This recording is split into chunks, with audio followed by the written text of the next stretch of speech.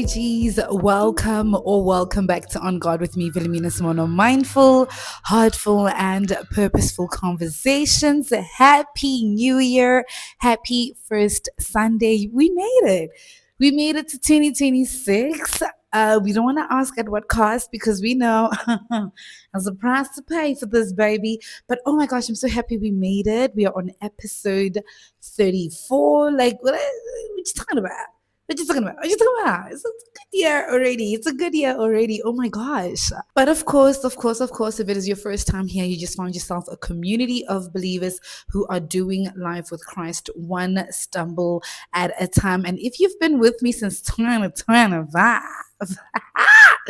thank you for holding space for the girl, as old girl has been holding space for you. And I mean, sometimes even the inconsistencies. I mean, there was a time during the festives where there was that one week where I didn't upload because I was traveling. And then I realized when I get home Sunday night that Shiver Me Timbers, I didn't upload, but maybe I can upload on Monday and, put up a good apology. Baby, when I say the network in Limpopo started moving sideways, like, I don't know. I don't know. Something was in the area in Limpopo, so I couldn't upload that very Sunday. So I uploaded the next Sunday, and now here we are, first Sunday of 2026, baby. We are super excited, and I think the topic for today is actually quite in alignment, if you ask me, because honestly, is that time of the year where the baby girls and the baby boys are getting back into the vision boards and so you definitely want to stick around till the end in case you don't know what needs to go on your vision board, or you're worried that the last thing that God told you to do has now abandoned you from doing it, maybe because you walked a bit in a little of disobedience. You know what I mean? Oh baby, what is an episode without a quick purchase update? I think first things first, the most important thing that I purchased. Guys, I've been wanting a Daniel Wellington silver ring. Actually, if I'm going to keep it a stack, I wanted the Michael Kors one, which was a bit pricey. And part of my action word for the year 2026 is stewardship, meaning I want to steward my resources and. So, second to that was the Daniel Wellington silver ring. It is so beautiful, you guys. I can't wait to officially start wearing it. I mean, it's not like there has to be a grand ceremony for me to start wearing my silver ring again, because when you are in covenant with the Lord, baby, you just need to wake up and step into it. That's it. You just need to move when He says move, right? But it is so cute. I can't wait for you guys to see it. Like, I love it so much. And I recently got back into my body shop era. There was a time, I think in 2019 or 2018, I don't remember, but I remember I was working with the MEC for Public Works. She's the first person I saw using it, and then I just got addicted to it. And it's, of course, the strawberry range. I just love, because I'm a sweet scent girl. I love smelling like candy. I love smelling like you might want to bite me and then chew on that candy, not in a sexual way. Get your mind off the gutter. So I was shopping a gift for someone for Secret Santa. And when I was there trying to get them the flavors that I know they liked, I was like, you know what? Let me get me a strawberry scent. And I did. And I'm using it as a hand cream more than I'm using it as a body whatever, because no, that's a different chat, baby. But it's been smelling so good. I really feel so, I don't want to say grounded because then that sounds so pretentious, but it's good to be back. It's good to be back. I don't know why I left in the first place, but having this bad boy in my bag, though, having this big body yogurt tub, I think what it does is that it messes with I'm a small handbag girly because I love carrying a small purse. But I realized that in the past 2 weeks, 3 weeks, even since I got it, I have been moving around with slightly bigger bags. Maybe it's also a sign that bigger cash is coming up this year. Also, you guys know I'm a sweet beauty girly through and through. I stocked their lip oil. And if y'all will see it, I stocked their lip oil and they're discontinuing it. I don't know why, but the girls at Santon City, because I went to the pop-up shop at Santon City, I've been saying I'm going to go all of last year. I finally did it this year. I went to Santon City and they're discontinuing this range. You guys, I was a bit sad, but she did assure me that, even the new stuff that they're coming up with, I mean, they've already launched their soft launch lip something. It still has like the same good peptides that you can find in the lip oil. So when I got this, because then I got this and I got that mono tint thing that I like, you know, I also got a free thingy for my pouch, a free it's also a mono tint in here. How cute! How cute! So I put it behind my phone pouch, and then every now and then I just like yeah.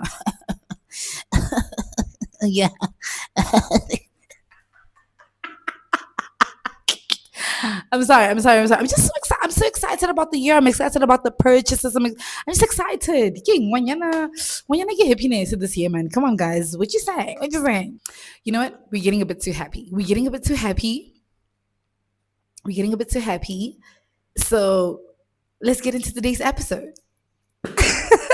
I think more than anything, today's episode, obviously being inspired by the fact that it's the start of the year, people are having vision boards. Others are trying to revisit where they were last year, what they did wrong last year. Others are feeling a bit too far gone from God, maybe because you feel like you didn't walk in obedience, guilty, last year, or you feel like you abandoned or you forgotten the vision. So this episode titled "Go Back to the Vision," I wanted to title it "Where You Left Your Vision is Where You Left God," because I think the thing about when God gives you a vision and maybe you don't believe in it or you decide you're going to abandon it or whatever the case is that He doesn't walk away from it. You know what I mean? Like, God doesn't give up on you just because you have given up on the vision or you stop believing in the vision. So I think today's episode is mainly for us to just get with the unpacking, to say that yes, it's the start of the year. There are a couple of things that God told you to do last year and you didn't do them, or maybe you still did them and you did them half-heartedly, or you maybe feel like you are disqualified because maybe somewhere somehow you compromised, somewhere somehow you walked in disobedience, you got complacent, with worldly things. I am just here today to tell you, baby, go back to the vision. God is exactly where the vision is at, and that's what we're talking about, returning to the vision.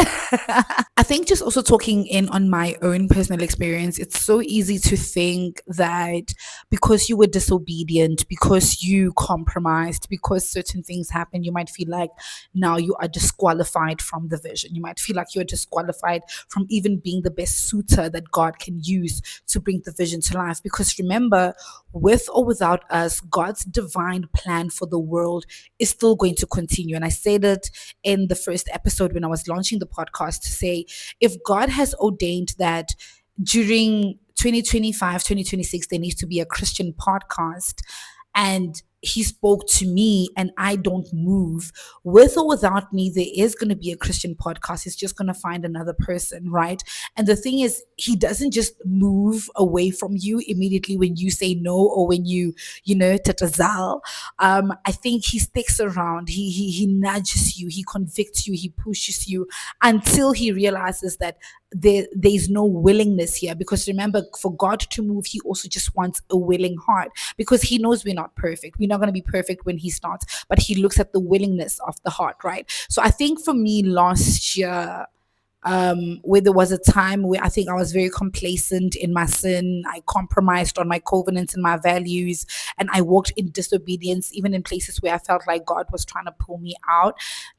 I went through a period, even as I was grieving, whatever I was grieving in December, to say I feel like I'm so far gone. I think God has disqualified me. I think God doesn't want to use me anymore. I feel like God doesn't want to use the podcast anymore. God is probably going to find someone else, So it's easy for us to get into that mentality. But I just want to say that being disobedient doesn't cancel the calling. Is there repercussions for it? Yes, because I was heartbroken all of December. That's the repercussions of my disobedience, right? Disobedience doesn't cancel calling, but it does something to intimacy with God. Because I know in the last 2-3 months of the year, even though I was in my prayer time, even though I was, with God praying, preparing for podcast episode, I know that the intimacy was just not the same. Why? Because there is something in me that was removed from God, something that interrupted my me time with God, where I could hear him, but I could just not hear him the way I used to hear him, right? And that's the thing about God. He's not loud. He's just going to nudge you. He's just going to remind you that, but I pulled you out of this. I told you to get out of this. I told you to move from this, right? But in his mercy, in his love, what he does in the moment or the few times where I feel like he would remind me, but I told you, baby girl, this is not for you, is that he would convict me. He would convict me. And one thing about God, and one thing that I've prayed in my own prayer time, was that God, make my convictions louder. Make my convictions so loud and so uncomfortable that I just cannot afford to stay here. And when I think about it, that's primarily what happened towards the end of the year, right? Where I was in this relationship or whatever that was, because I think towards the end, I don't even think me and homeboy were sure. I don't even think we were sure what it was. But I know I was always so comfortable. I mean, I was always so uncomfortable. I was always anxious. I was always like so angry. I just became that person who was just so untrusting. So, ooh, I was dear Makar, man. I was not Makar anymore. Yeah. But it's in those moments where I'm like, I know God is not convicting me to punish me. He's not convicting me because he's rejecting me, but he's convicting me as proof that I still want to use you. The vision is still intact, but that vision doesn't need the you that is complacent right now, the you that is doubtful, that is double minded, right? Because the Bible also cautions us about double mindedness, right? But I also just want to read a scripture from the book of Romans 11:29, where it says, for the gifts and the calling of God are irrevocable, right? What God has spoken, what God has said over your life, it cannot go back. You have to be down bad, horrendous, blasphemous for God to say something over your life and then for it to not happen. Because remember, our God is also a God of free will. It's a God who says, I will give you the platform and the decision to choose what is right. When we, I think there was an episode where I talked about, I'm trying to understand the phrase, the righteousness of God. When God gives us free will, because we have his righteousness, it says we have the ability to do what is right. God is incapable of doing wrong, right? And he has given us that ability to say that you can do what is right, and I will give you the free will to do it. So if you feel like you can't go back to your vision because of obedience, snap out of it, sis, snap out of it, brother. You can go back to the vision. It is still intact. It is still there. It is still waiting for a suitor to bring it to life. Whether it's starting the business, whether it's finally moving cities, whether it's finally starting that business, it is still intact and it's waiting for such an appointed time. And I just want to remind us, family, like I said earlier, the vision did not leave. You did. The plans that I had for the podcast didn't leave. I did. The prayers I was praying over myself, my purity and everything, they didn't leave. I left. Right? I left the sacred covenant of purity. I left the intimacy with God. I left. Right? And that's why I just want to bring this forth to say, maybe to return to the vision, you have to return to God.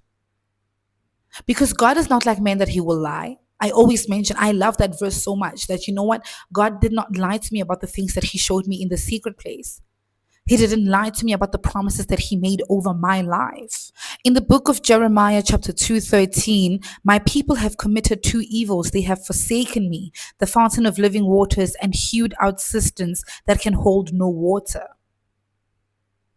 God never moves, God never leaves, we do.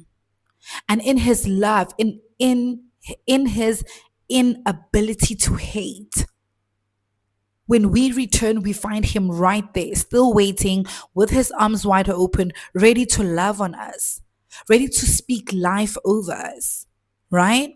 And when I talk about return to the vision, to return to the vision, you must return to God. We see it in the book of Joel, chapter 2, verse 12 to 13. It says, return to me with all your heart, for he is gracious and merciful, slow to anger, and abounding in steadfast love. Hello? Anybody? Somebody? And even as I was sitting in the thick of my grief, in the thick of my heartbreak all of December, God was just like, I don't even want you to, I don't even want you to explain what happened in the past 6 months. Like, I don't care. There's this popular sound on TikTok, even on Instagram, when it says, God meets you right there. Wherever you are in the middle of committing the biggest sin, you can be about to plunge a knife into someone, and you're just like, God, I need you. He will meet you right there. You don't have to have like some big performance, some big whatever. No, you don't. Nah, none of that, baby girl. None of that. I promise you, none of that. So even when I returned, God didn't ask me to explain. He didn't ask me to perform a ceremony that says, Hey, God, it's me. I am back. He just said, Return to me and return to me with all your heart. And to return with all your heart is to have full surrender. God, I thought I knew what I was doing. I thought that was meant for me. I thought I wanted that, but it turns out it's not for me. And even in the thick of that grief, in the thick of that heartbreak, there's always a beautiful lesson that comes out of that, right? God always reveals something to you. I think I mentioned a couple of episodes back that I think that whole situation revealed to me that love is such an idol. I don't understand. It revealed to me that I am very impatient. I'm not trusting God for certain things. And as such, I'm going against the one thing He told us not to do, lean on my own understanding. But He assures us that in our weaknesses, His strength is made perfect. So as you return to the vision, which means returning to God, He's not saying come back having fixed yourself. He's not saying come back after you have clocked down a skincare routine, scrubbed your heart with bleach. He just says come back. And why is God saying come back? Because He is a God of restoration. He's a God of restoration. He's not a God of I told you so. He's not a God of, well, you got yourself in, now get yourself out. He tells us to come back. He tells us to return because He knows He will restore. The same book of Joel, chapter 2, verses 25, I will restore to you the years that the locust has eaten. Even though the past 6 months I was walking in deep disobedience and grieving and being anxious and really not fully showing up for my relationship with the Lord, I know He will restore any and every opportunity that I've missed during my period of disobedience. Why? Because I have returned wholeheartedly to the vision. And I'm confident of that. Because even through my disobedience, He's a God that continuously nudged me, continuously convicted me.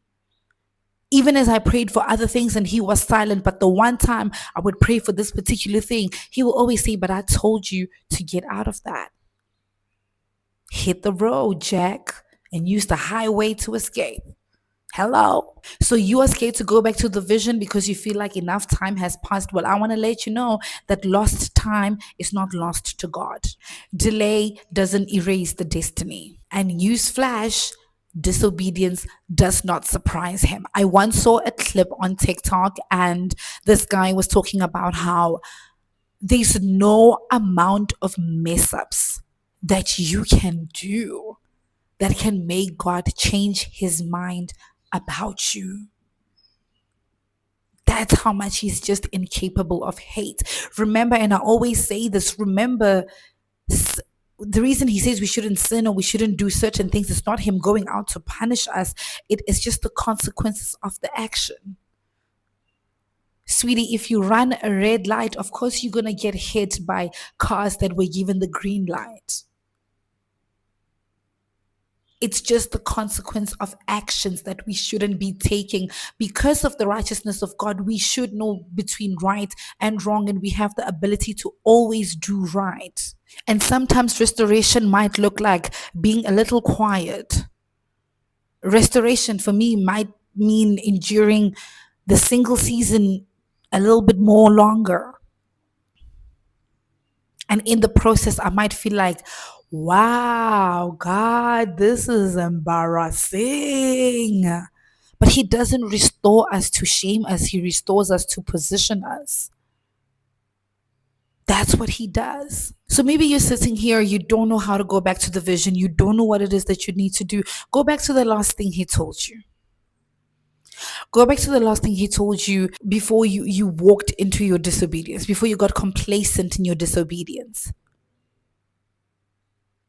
That's why for me, and like you guys, you don't need to buy a Daniel Wellington. For me, it's just that last year it was a promise I made to myself.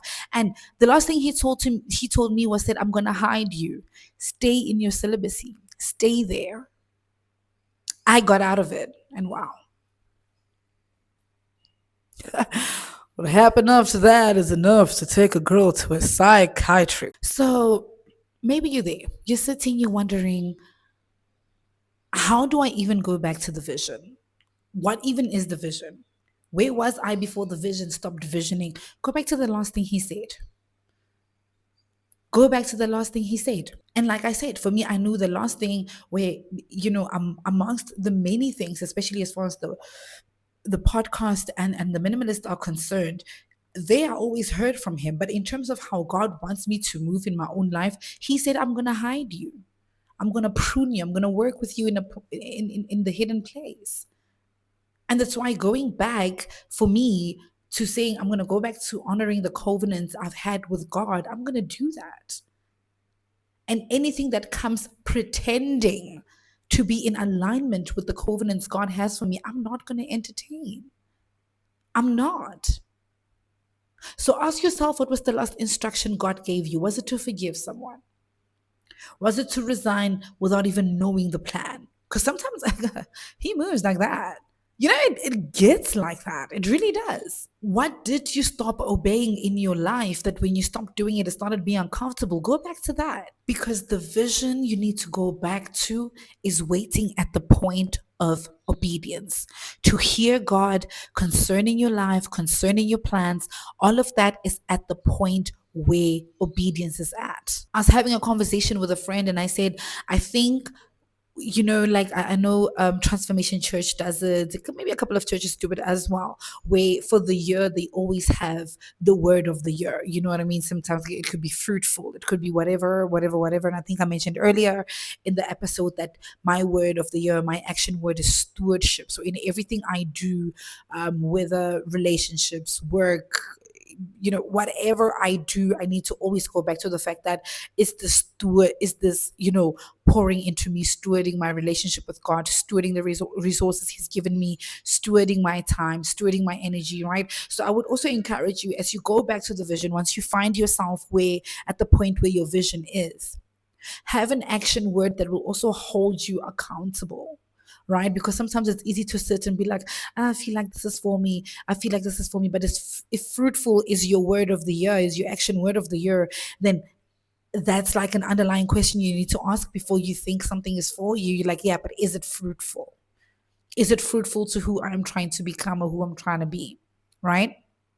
So in closing, family, God did not change his mind about you. Hello. God did not revoke the vision. God did not replace you. For as long as you are still hearing from him through convictions, he did not replace you. You are still best suited to bring the vision to life, because for all the things that he does, he works it for the greater good. There's a certain hunger, there's a certain level of discomfort I now feel at the sight of things and people and places that make me compromise who I know God has called me to be. And I don't think I would have had that if I didn't go through what I went through. So sometimes it all works out for the greater good. Don't beat yourself up about the fact that you were in disobedience, that you compromised, that you were complacent. The vision still stands. Go back to it. I'm not as big on vision boards. I'm really not as big like that. But I think at the beginning of each year, I can definitely make a list of things. So I'm like, this year, God, we're doing this, we're doing that, we're doing that. And don't forget, at the end of each thing, your will, not mine. So you're not too late, you're not disqualified, and you are not too far gone. And if you feel like you are too far from your vision, just come closer to God. That's where your vision is. That's where the answer is. That's where the voice of God is in terms of guarding you and guiding you. In the book of Lamentations, chapter 3, verses 22 to 23, because of the Lord's great love, we are not consumed, for his compassions never fail. They are new every morning. Some translation says his mercies never fail. They are new every morning. So if his mercies can be new every morning towards us, his mercy towards you concerning the vision can be made new as long as you return. So go back to God and you will find the vision right where you left it, waiting for you to return in full obedience and in full surrender. And that's all I have for you, family, on this lovely first Sunday of the year. Remember to stay mindful, stay heartful, and stay purposeful. Love and light.